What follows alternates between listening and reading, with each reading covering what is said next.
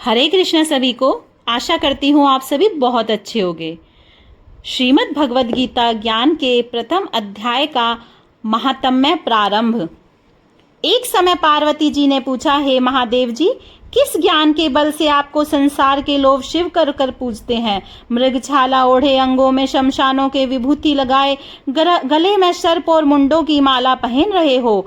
इनमें तो कोई पवित्र नहीं है, फिर आप किस ज्ञान से पवित्र हो? वह आप कृपा कर कहिए। श्री महादेव जी बोले, हे प्रिय, सुनो, गीता ज्ञान को हृदय में धारण करने से मैं पवित्र हूँ और उस ज्ञान से मुझे बाहर के कर्म व्याप्ति नहीं।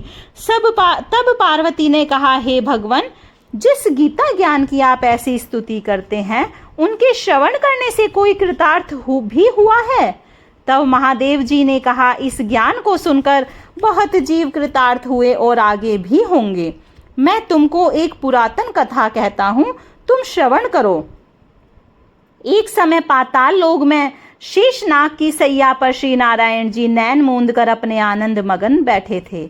उस समय भगवान के चरण चापती हुई श्री लक्ष्मी जी ने पूछा, हे प्रभु, निद्रा और आलस्य उन पुरुषों को व्यापता है जो जीव तामसी हैं, फिर आप तो तीनों गुणों से अतीत हो, आप तो नेत्र मूंद रहे हो, यह मुझको बड़ा आश्चर्य है। श्री नारायण जी बोले, हे लक्ष्मी, मुझको निद्रा आलस्य नहीं व्यापता। एक शब्द रूप जो भगवद गीता है, उसमें जो ज्ञान है, उसके आनंद में मगन रहता हूँ। जैसे 24 अवतार मेरे उसमें जो रूप है, तैसे वह गीता शब्द रूप अवतार है। इस गीता में यह अंग है। 5 अध्याय मेरा मुख है, 5 अध्याय मेरी भुजा है, 5 अध्याय मेरा हृदय और मन है, 16वां अध्याय मेरा उदर है, 17वां अध्याय मेरी जंघा है, 18वां अध्याय मेरे चरण हैं। सब गीता के जो श्लोक हैं सो मेरी नाड़ियां हैं, और जो गीता के अक्षर हैं सो मेरे रोम हैं। ऐसा जो मेरा शब्द रूपी गीता ज्ञान है, जिसके अर्थ मैं हृदय में विचारता हूँ और बहुत आनंद को प्राप्त होता हूँ। श्री नारायण जी ने कहा, हे लक्ष्मी, गीता ज्ञान को सुनकर बहुत जीव कृतार्थ हुए हैं, सो तू सुन। शूद्र वर्ण एक प्राणी था जो चांडालों के कर्म करता था और तेल लवण का व्यापार करता था। उसने बकरी पाली। एक दिन वह बकरी चराने को बाहर गया, वृक्ष के पत्ते तोड़ने लगा। वहां सर्प ने उसे डस कर तत्काल प्राण निकल गए। मरकर उसने बहुत नरक भोगे। फिर बैल का जन्म पाया। उस बैल को भिक्षुक ने मोल ले लिया। वह भिक्षुक उस पर चढ़कर सारा दिन मांगता फिरा। जो कुछ भिक्षा मांग कर लावे, वह कुटुंब के साथ मिलकर खावे। वह बैल सारी रात द्वार पर बंधा रहे, उसके खाने पीने की खबर ना लें। कुछ थोड़ा सा भूसा उसके आगे डाल दें। जब दिन चढ़े फिर बैल पर चढ़कर मांगता फिरे। कई दिन गुजरे तो वह बैल भूख का मारा गिर पड़ा, पर उसके प्राण नहीं छूटे।